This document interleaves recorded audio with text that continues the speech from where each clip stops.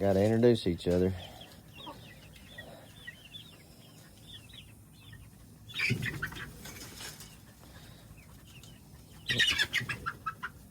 Why are they pecking at him? Because they're establishing a pecking order.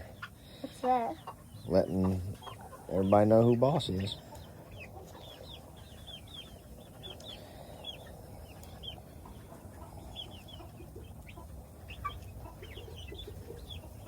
What are they doing? Just being chickens. Aw, only the first three flew out. They did about flew out the door here, didn't they? Yeah.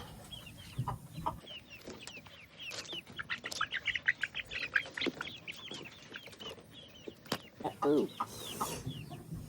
With their beaks.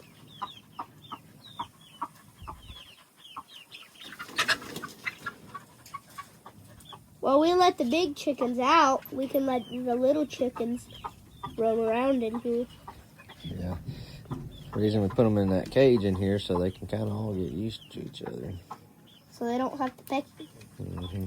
Eat your own food.